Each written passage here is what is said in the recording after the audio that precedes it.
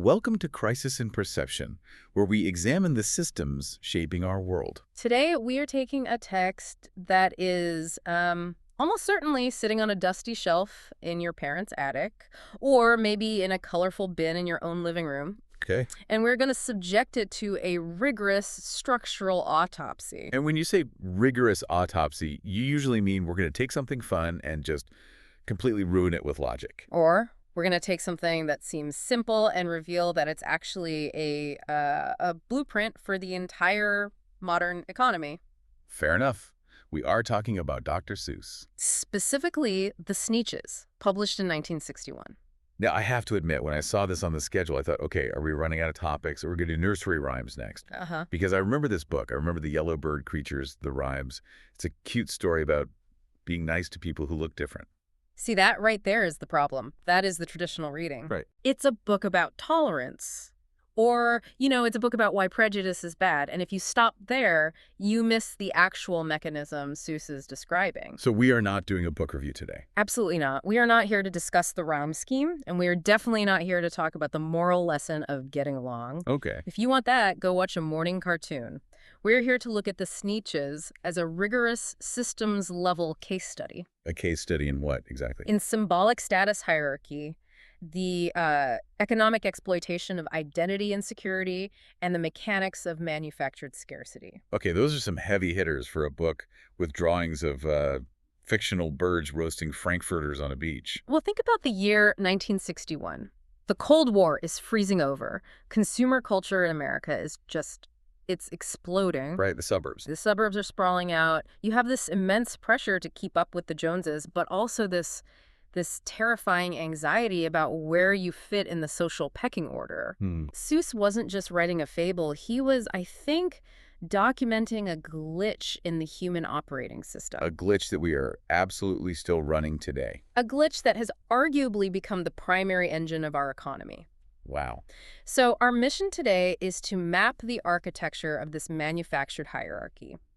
We want to understand how arbitrary markers, things that mean absolutely nothing on their own, create social sorting. And how that sorting, that instability, is monetized. Exactly. I'm ready. Let's ruin my childhood. Where do we start? We start on the beaches, the primary system. Okay, set the scene. It's the beach. We have the Sneetches. There are these yellow flightless bird things. Yeah. And right away, there's a divide. A binary hierarchy. The text is very explicit. Now, the star-belly Sneetches had bellies with stars. The plain-belly Sneetches had none upon thars. Which, to a kid, looks like a physical difference, like having blue eyes versus brown eyes, or being tall versus being short. That's the first trap. The crisis in perception begins immediately. We tend to read the star as a biological trait. Right, like it's genetic. But functionally, within the system, the star is not a body part. It is what we would call a modular status token. Ooh. Modular status token. Okay, you're sounding like a sociology textbook. Put that in plain English for me. Okay. If I'm a 6-year-old reading this, or just a guy trying to buy a coffee, what am I actually seeing? You are seeing a badge, a flag. It's a piece of information that creates legibility of difference. Legibility of difference. Yeah. Imagine walking into a room where you don't know anyone. How do you know who is in charge? How do you know who is wealthy? How do you know who is cool? You look at what they're wearing. You look for the expensive watch or the specific cut of the suit or, I don't know, the limited edition sneakers. Exactly. You are looking for signals. In a complex society, or even a simple one like the Sneetch Beach, you need ways to organize access. Access to what? To the good stuff. Who gets the prime spot on the sand? Who gets invited to the bonfire? The star functions as a signaling device that allows the dominant group to organize that access instantly. So it's a shortcut, a social shortcut. It's high bandwidth information. And this brings us to signaling theory. Have you heard of the handicap principle in biology? Vaguely. Is this the peacock thing with the tail? It is exactly the peacock thing. Why does a peacock have that massive, ridiculous tail? I mean, it makes it harder to fly. It makes it easier for tigers to catch them. It is biologically expensive. So the tail basically says, I am so strong and healthy that I can afford to drag this useless rug around behind me and still survive. Correct. It is what's known as a costly signal. Because it is costly, it is hard to fake. A sick peacock simply cannot grow a giant tail. Okay, I'm with you. Now look at the Sneetches. Is the star a costly signal? Well, no. It's just a little bit of green ink, right? It Yeah. doesn't seem to cost them anything to have it. And that's the inherent instability in the system. It is a cheap signal. Ah, In the beginning, they treat it like a biological fact, implying it's a costly inherent trait. But because it's actually just a surface-level aesthetic, the system is incredibly fragile. so the Starbelly Sneetches have to work very, very hard to maintain the meaning of the signal. Yes. Because the signal itself is worthless. That's it, exactly. Which brings us to manufactured scarcity. The star itself, it has no utility. You can't eat it. It doesn't keep you warm. Right. If you were stranded on a desert island, a Starbelly Sneetch isn't better at survival than a plain belly. Precisely. The value of the star is not intrinsic. It is derived entirely, 100%, from the exclusion of the plain belly Sneetches. So it's only valuable because someone else doesn't have it. Yes. This is the concept of manufactured scarcity of belonging. So if everyone had a star, The star zero, worthless. And the Starbelly Sneetches know this instinctively. Their entire status depends on this fact. this explains their behavior then. I always just thought they were being mean bullies, like, oh, they're just snooty. Well, they are, but But if you look at it through this economic lens, they are rational actors protecting an asset. they are protecting their equity. Think about it. They possess a positional good, the star. To maintain the value of that asset, they must enforce exclusion. They have to gatekeep the Frankfurter roasts. And the marshmallow toasts. It's a full-time job. When the Starbelly Sneetches had Frankfurter roasts, or picnics, or parties, or marshmallow toasts, they never invited the plain belly Sneetches. They left them out cold in the dark of the beaches. Out cold. That's the enforcement mechanism. Yes. If they let a plain belly in, even just once, they dilute their own brand equity.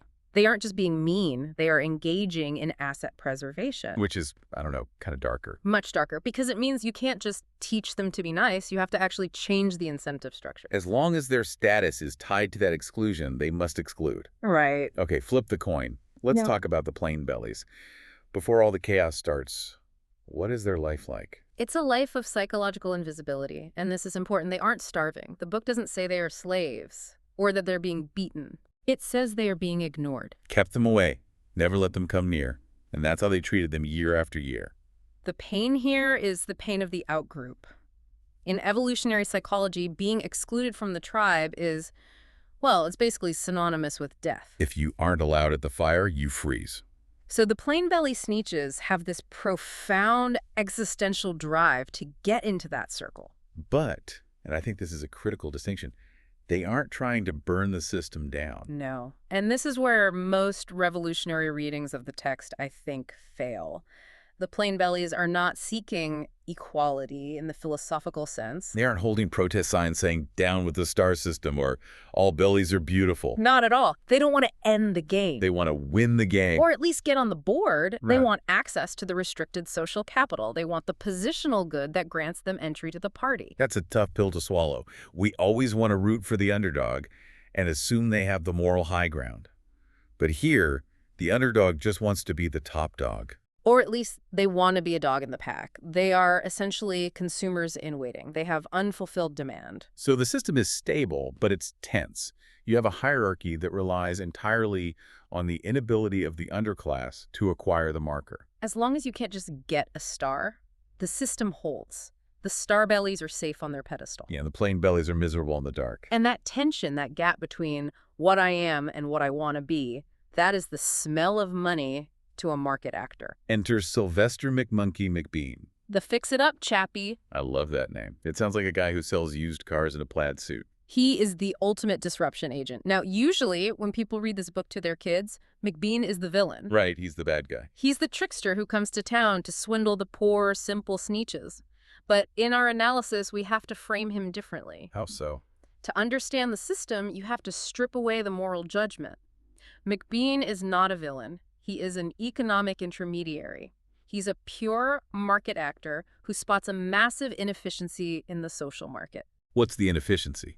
Unhappiness. No, the market doesn't care about unhappiness. The inefficiency is unfulfilled demand for status. You have half the population, the plain bellies, desperate for a product, A star. the star that the other half possesses, but there is no supply. The star bellies aren't selling. There is a market gap, a blockade. McBean simply steps in to close it. He builds a bridge over the gatekeepers. Exactly. He sees a rigid social structure, and he sees a technology that can bypass it. The star-on machine. Yes. Let's look at this machine. It's a very peculiar machine. You go in, you clank around, you come out with the star. This is the moment of disruption. We call this the technological mediation of status. Before McBean, status was ostensibly biological. At least it was permanent. You were born a star belly. It was fate. McBean turns status into a commodity. He puts a price tag on it. $3. $3. Which even in 1961 money seems pretty accessible. It's incredibly cheap. Think about the value proposition.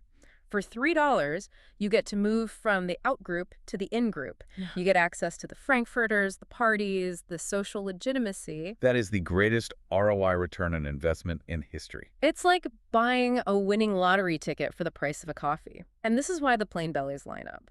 They clambered inside. They didn't hesitate. Okay, but let's pause on McBean's role here. Yeah. This is the monetizing instability phase you mentioned. Right. Did McBean create the prejudice? No. The star bellies were already snobs. Did McBean tell the plain bellies to feel bad about themselves? No, they were already moping on the beach. So he's not the source of the problem. Exactly. McBean does not create the problem. He observes the existing social sorting, sees the anxiety it produces, and he builds a machine to monetize that identity insecurity. He effectively converts social longing into a purchasable upgrade. It's like the beauty industry. They didn't invent the idea that aging is bad, but they certainly sell you the cream to fix it. Or social media platforms. They didn't invent the need for social validation, but they built the like button to monetize it. McBean is the platform. The beach is the network. So the plain bellies go in, they pay their $3, they come out with stars, they look exactly like the star bellies. And they are ecstatic. Yeah. They yelled at the ones who had stars at the start, "We're exactly like you. You can't tell us apart. We're all just the same now, you snooty old smarties. And now we can go to your frankfurter parties." That is the moment of triumph, the democratization of status. And it lasts for about 5 seconds. Because the original star bellies, they do not take it well. They freak out. And this is the pivot point of the entire system. If this were a story about tolerance, or if the star bellies were rational, nice people, what would they do? They would say, "Oh, wow, I actually can't tell the difference. I guess we are all the same. Here, have a hot dog."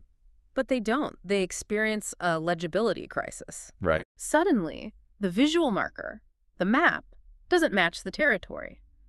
You look at a Sneetch, you see a star, but you don't know if they are old money star belly or new money star belly. You don't know if they're real or fake. Good grief, groaned the ones who had stars at the first.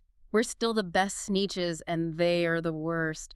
But now, how in the world will we know? They all frowned. If which kind is what, or the other way round. Notice the panic. How will we know?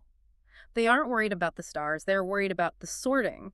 The signaling mechanism has collapsed. Their asset has been hyperinflated. It's worthless. It's exactly like when a luxury brand becomes too popular. If everyone at the discount outlet mall is wearing the logo, the billionaire stops wearing it. So what is their reaction? They seek a symbolic upgrade. They gather together, "We've got to do something," and McBean is right there. He was waiting for this. He knew this would happen. Of course he did. He understands the incentive architecture better than they do. He steps up and says, "Belly stars are no longer in style." Said McBean, "What you need is a trip through my star-off machine." He introduces the solution to the problem he exacerbated. And notice the price. $10. $10. Okay, let's do the math on that. $3 to get it on, $10 to take it off. That is a more than 300% markup to remove a feature. This is the genius of the intermediary. He knows that the star bellies are more desperate to separate themselves than the plain bellies were to join. The price elasticity of demand for exclusivity is much higher. Yes. And this creates artificial scarcity in the opposite direction. Now, the lack of a marker becomes the status symbol. Which is a profound shift in the system. It is. The elite are defining themselves not by what they have, but by what they reject. We are the ones without stars. We see this in the real world all the time. It's quiet luxury. That's the perfect term for it. When flashy logos become too common, the ultra-rich start wearing T-shirts that cost $500 but look like they came from a thrift store. They are signaling, "I am so secure in my status that I don't need the star." But in the Sneetches case, it's literally just their bare belly. Which is what the plain bellies had 10 minutes ago. That's the absurdity. The marker that was bad, no star is now good, solely because the elite have adopted it. So the original Starbellies go through the machine. They pay $10, their stars are plucked off, they wander around with their snoots in the air. We know who is who. Now there isn't a doubt. The best kind of Sneetches are Sneetches without. And this kicks off the feedback loop. This is the engine that drives the rest of the story. This is where the crisis in perception becomes a runaway train. Let's map this cycle. Okay, so step 1. The excluded group buys entry. The plain bellies use the star on machine. Step 2, the symbol undergoes inflation. It becomes too common. It loses its signaling value. Step 3, the status group, the original elites, seeks reconfiguration. They need a new way to differentiate themselves. Step 4, they use the star-off machine. Differentiation is reestablished, but at a much higher cost. And then the plain bellies, who just paid $3 to get stars because they thought stars were the ticket, they realize they're holding a worthless bag. They are still excluded. The goalposts moved. So what do? Do they give up? No, they chase the goalpost. Then, of course, those with stars got frightfully mad. To be wearing a star now was frightfully bad. So they run to the star-off machine. And they pay the $10. Now everyone has no stars. And then the original Starbellies. They run back to the star-on machine. Stars are back in style. And the cycle just repeats over and over. Wait, slow down. Before we get to the end, look at the speed. This is crucial. The text describes them running from one machine to the other. In again, out again, through the machines, they raced round and about again. It becomes a blur. It's chaotic. This represents identity volatility. The velocity of the loop accelerates to the point where the marker itself becomes meaningless. They are changing their physical appearance every 30 seconds. Changing their stars every minute or two.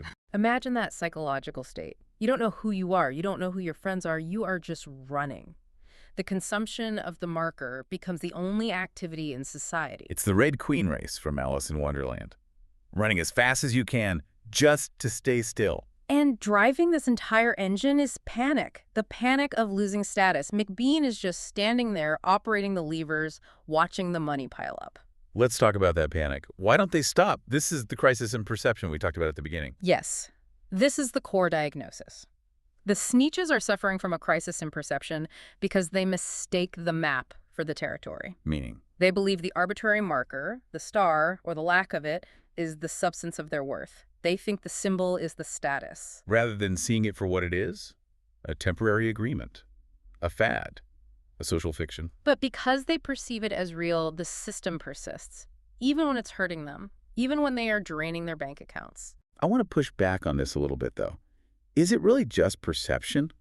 Or are they trapped? Like, if you are a Sneetch and you stop running, you are immediately identified as out. The cost of opting out of the game is social death.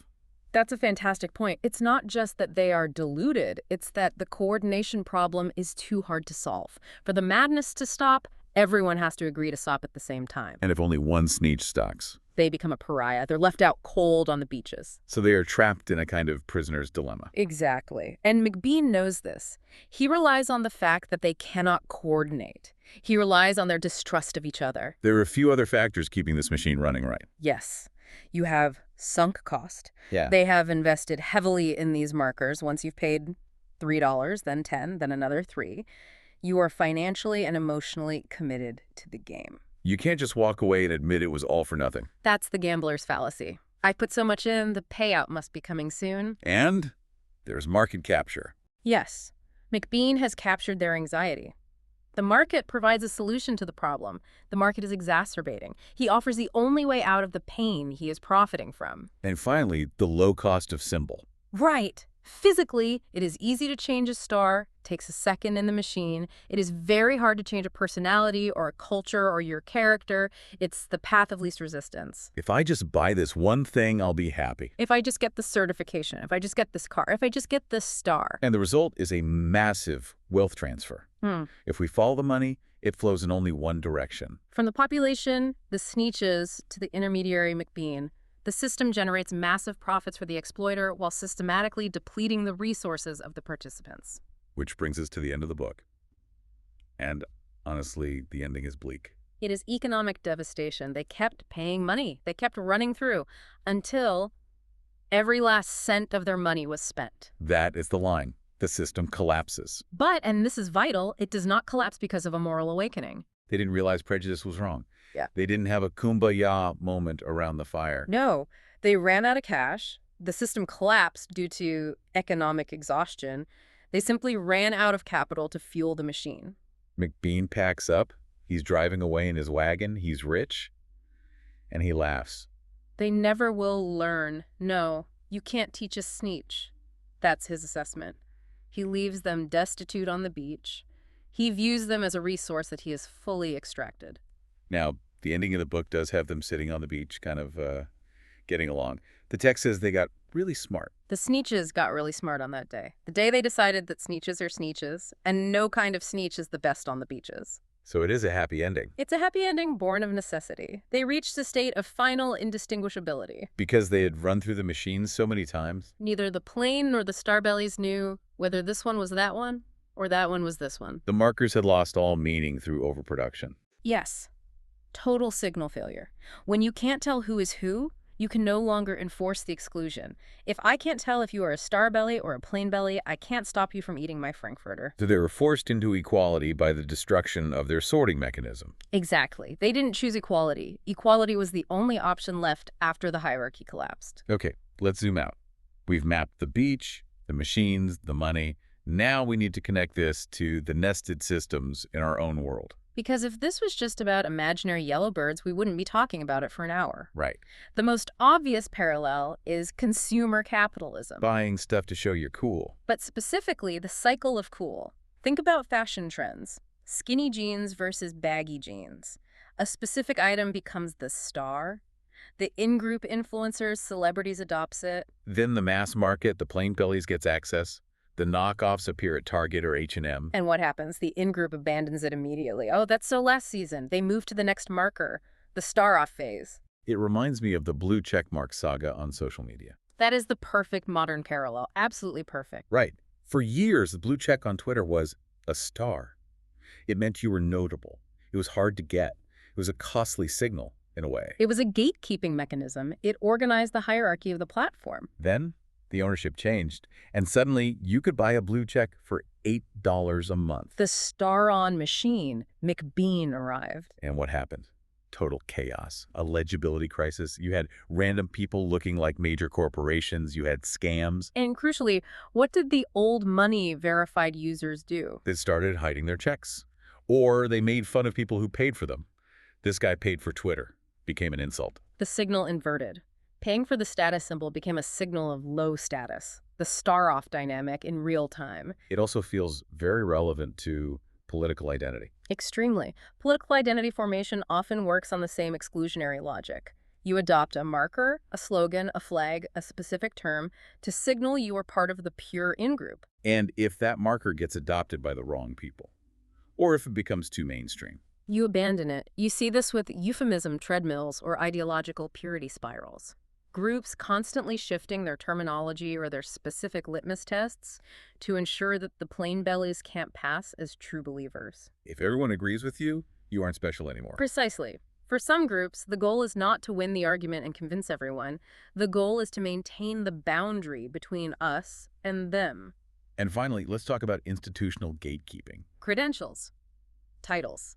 This is the world of education and corporate ladders. A university degree used to be a rare star. In 1950, a high school diploma was decent, a college degree was elite, a very rare signal of competence and status. Then we built the star-on machine.